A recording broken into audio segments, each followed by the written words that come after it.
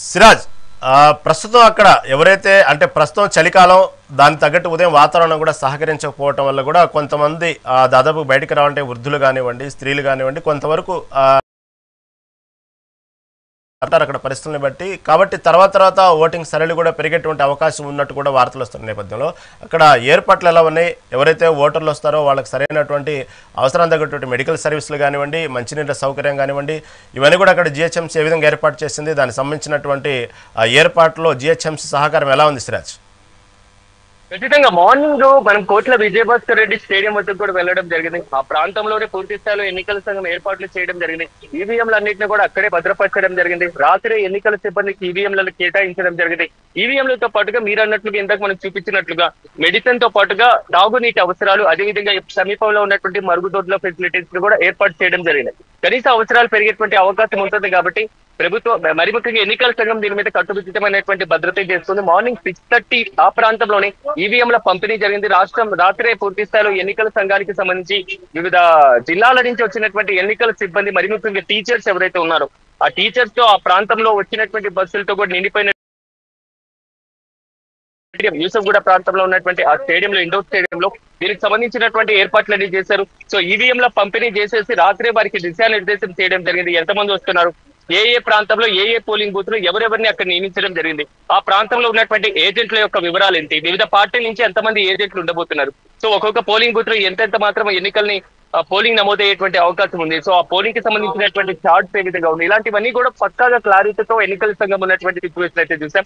కానీ ప్రతిసారి కూడా అసెంబ్లీ ఎన్నికలు కానివ్వండి లోక్సభ ఎన్నికల్లో జరిగేటువంటి తంతు ఇంత భారీ ప్రతిష్టాత్మకంగా మాత్రం ఒక చిన్న ఉప ఎన్నిక. ఈ ఉప ఎన్నికను అన్ని పార్టీలు ప్రతిష్టాత్మకంగా తీసుకున్నాయి కాబట్టి ఇది ఒక మహా సంగ్రామంగా రాష్ట్రంలో దశాదిశను మార్చేటువంటి ఒక కీలక ఉప ఎన్నికగా మాత్రం పరిగణిస్తున్నటువంటి నేపథ్యం. కాబట్టి వచ్చేటువంటి ఓటర్లు కూడా ఆల్మోస్ట్ 4 లక్షల మంది ఉన్నారు.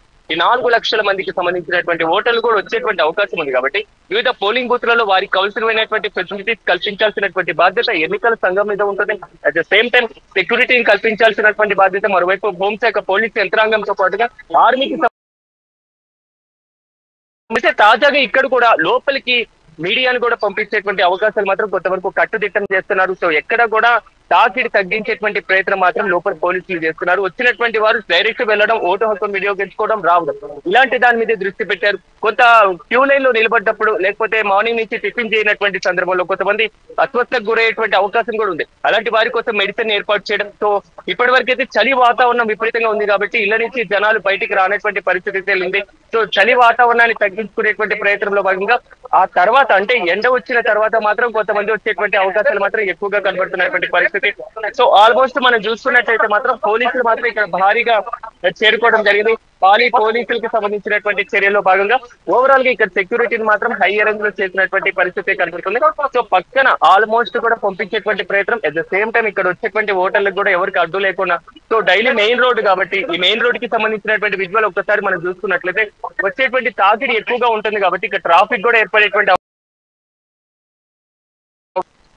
ఆపకుండా మాత్రం వాహనాలు పంపిస్తూ ఉన్నారు. సో ఇక్కడ పార్కింగ్ ఫెసిలిటీస్ కూడా చాలా తక్కువగా ఉంటాయి కాబట్టి పార్కింగ్ కూడా లేనటువంటి పరిస్థితి ఉంది కాబట్టి సో ఎక్కడ వాహనాలు ఆగకుండా ఎవరు ఎక్కువగా గుమికూడకుండా సో 144 సెక్షన్ కూడా అమల్లో ఉంది కాబట్టి పోలీసులు మాత్రం భారీ చర్యలు తీసుకున్నారని మనం చెప్పుకోవాలి.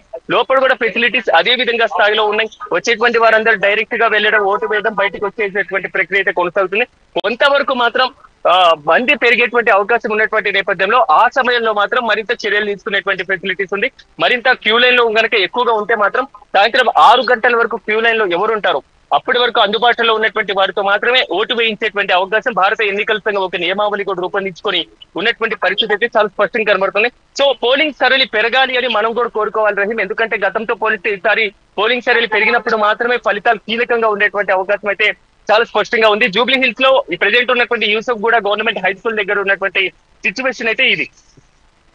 రాజ్ ఇక్కడ ప్రస్తుతం చూస్తుంటే ఉన్నటువంటి అప్డేట్ ప్రకారం షేక్ వార్తలు వస్తున్నాయి. అదేవిధంగా ఏదైతే సమస్యాత్మక ప్రాంతమైనటువంటి బోరబండలటప్పటికీ కాంగ్రెస్ కార్యకర్తలు గుర్తును పోలినటువంటి ఏదైతే వస్త్రాలు ధరించి అక్కడ ప్రచారం చేస్తున్నారంటూ బీఆర్ఎస్ కార్యకర్తలు ఘర్షణ దిగారు. మొదటి నుంచి అనుకుంటానున్నాం బోరబండ ఆ ప్రాంతాలన్నీ కూడా కొన్ని సమస్యాత్మక ప్రాంతాలు ఉన్నాయి. ఇప్పుడిప్పుడే అలాంటి సంబంధించినటువంటి వాతావరణం ఇప్పుడే మొదలైనట్టు వార్తలు వస్తున్నాయి. Okay, anyhow Siraj, thank you for update.